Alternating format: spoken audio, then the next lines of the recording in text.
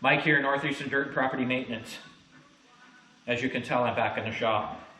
It's a Saturday, and thank God it's a Saturday, because you know what?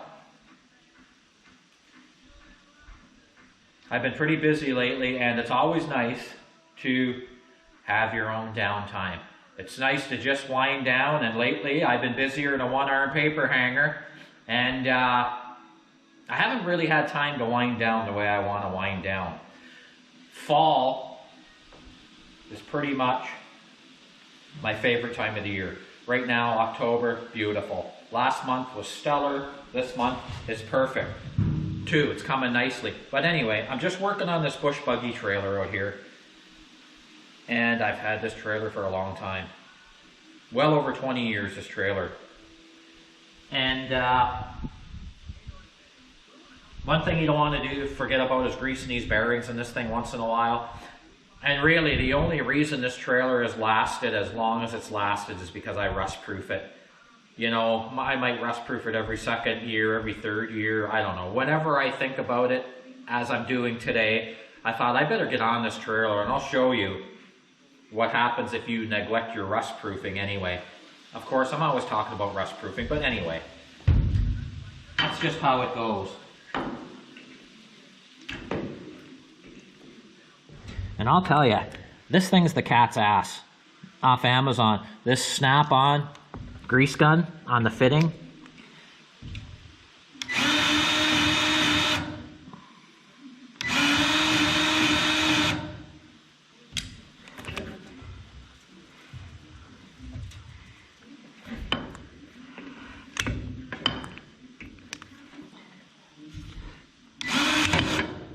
Whoa.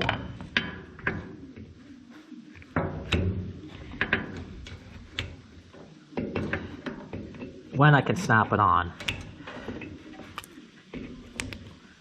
There.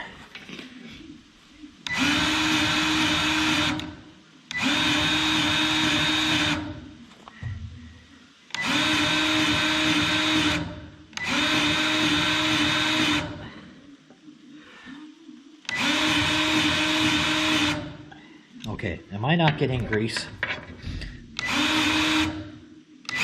Yeah, I am. So there must be a lot of grease in that bearing. Oh yeah, I can feel it. I can feel a resistance on that bearing when I turn it right now. Just turning this, but I don't see any grease trying to escape out of that rear seal, which is good. So it took quite a few pumps. And to be brutally honest, I haven't greased these in quite some time. They're not dying for grease, but it's always nice to get on them every year or two. Give them a couple pumps.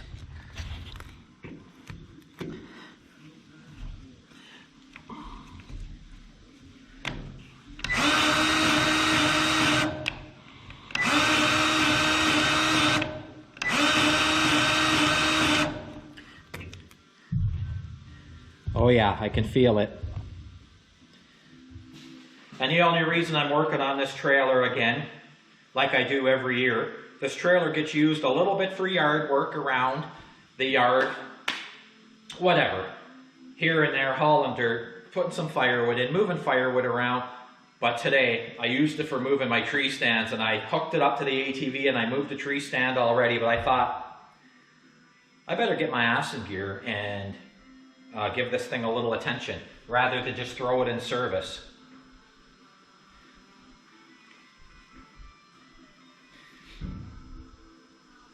I can't stress enough though, these battery-powered grease guns. I love this tool. This tool is like the Tool of the Year award winner right here in my shop anyway. It's the cat's ass.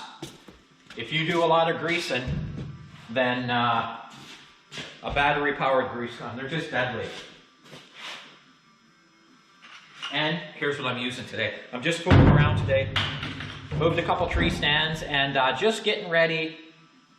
Maybe with some luck, I will get a deer this year.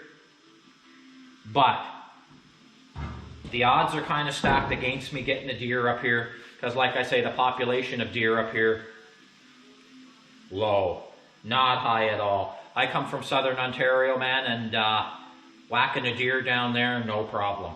That's why down there you could wait. You could wait for a nice big buck. You could take your choice on deer down there, from anything from a fawn to a nice big mature buck.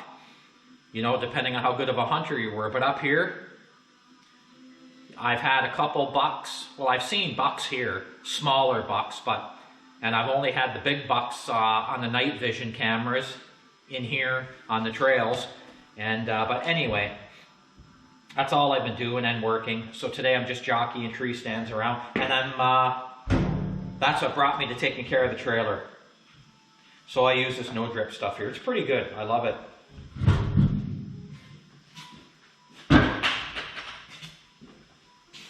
They call it no drip, but if you look at the trailer, and there's what happens to them over time. It's inevitable. Have a look at the bottom. If you don't get on these things, right there, have a look at the rust on those seams, all those stitch welds. But you can see where, look how good it looks over here in the past. And in there for being oil sprayed. So anyway, just fool around in the shop. And as you guys seen in this first video before this one, you'll see I was doing a lot of ditching. Ditching's like watching paint dry, really, to me. Not exciting, not stimulating, not even really interesting, but that's how it goes. You can't have all that in every job you do, I guess. So if you guys watched the video just before this one that we just put out, it's on me running that new bucket on that 57 right there. And it's got that 48 ditching bucket on right now, but I've seen enough of that machine this week.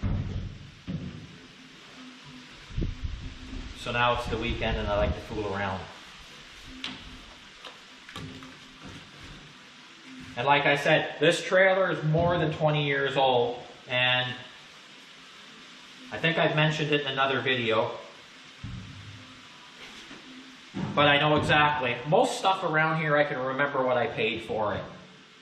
Exactly to a T. And this trailer here,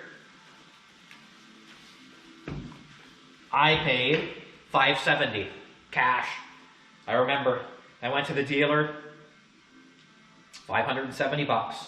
And back then, it was a little more simpler. Those guys did cash deals. And we'll just say cash with HST included. We'll just keep it simple. But anyway, $570, all inclusive. That way, nobody can say you didn't pay your tax. So I paid $570, everything included, which now these trailers are, you know, probably pushing $1,000, I would say.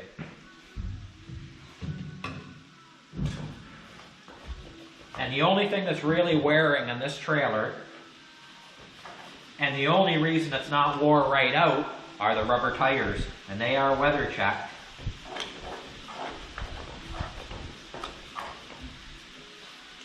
But the only reason there is even any rubber left on this is because I stored this trailer inside for a good many years. This trailer always sat inside. And now it kind of sits outside and inside wherever I drop it, it seems. But it's held up well, I have to say.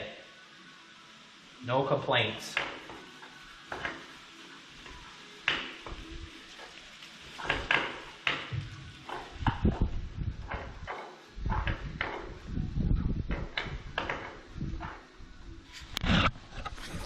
See how nice that comes out when you just paint that on there. And a big reason why I don't use the spray gun out here and everything else, number one, I don't want that atomized oil in the air. Number two, it's too noisy, and painting it on with a paintbrush is just simple, and I've got lots of time today. But it's mostly the atomized oil. When you're using the spray gun, the atomized oil just fills up the shop in a big cloud of really healthy atomized oil when you're in here. And I thought, no, I'm just gonna paint it on. And I'll tell you another thing that's gonna get, that I haven't touched, that's gonna get it, is that tag float right there. That thing's gonna get rolled over on its side. I'm gonna use that excavator, and I'm gonna take that tag float and I'm gonna flip that thing on its side. And I'm gonna brace that thing up, and I'm gonna get at that thing too. Because I bought that tag brand new, and it needs to be rust-proofed. Plus two, I gotta get my ass going too, because these two vehicles, and I don't even know if I'm gonna have time this year to do them myself. We'll see what happens. It's not time. It's a matter of not only time, it's a matter of having the interest and the energy to do it after working all week. Sometimes I got it, other times I don't. So there's a fellow over yonder back here on the edge of town, and he oil sprays them, and he uses fluid film. Good job, good guy, does a good job.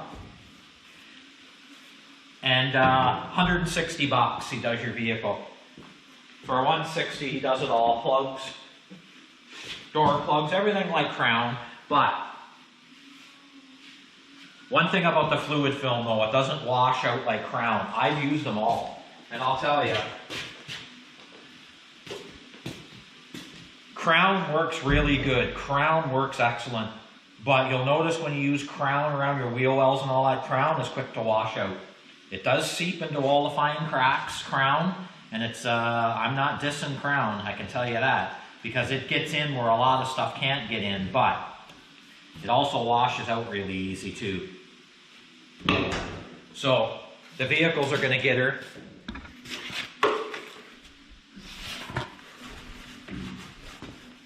And you guys can look at the tires. I don't want to turn this into a paint drying video, but look at the tires right there. Tires are splitting and weather checking with age, but you know what? I have no complaints. I got no complaints because these tires have lasted as long as the trailer. These are what was on the trailer, and I can't complain. They've just, they've held up fabulous. Due to my negligence, mind you, of being outside, this is probably just weathering from outside, and no wheel covers on them, and they've been exposed to the sun. Shame on me and stuff, but as winter time comes now, I'll put this stuff away. But anyway, I can't really complain. So I'll get at this and I'll get her done. And these coupler nuts. These coupler nuts, you guys, on these fine thread, looks like a 1/2 inch national fine thread on these tongue couplers. Don't forget to lubricate them up underneath here and keep this in good shape. But one thing you want to keep an eye on too, while we're talking about trailers and I'm out here fooling around, make sure that you keep this lock nut in adjustment to your trailer ball. Make sure that when you lock up, that locking clasp to the ball of your truck or your tractor, your ATV, whatever, make sure that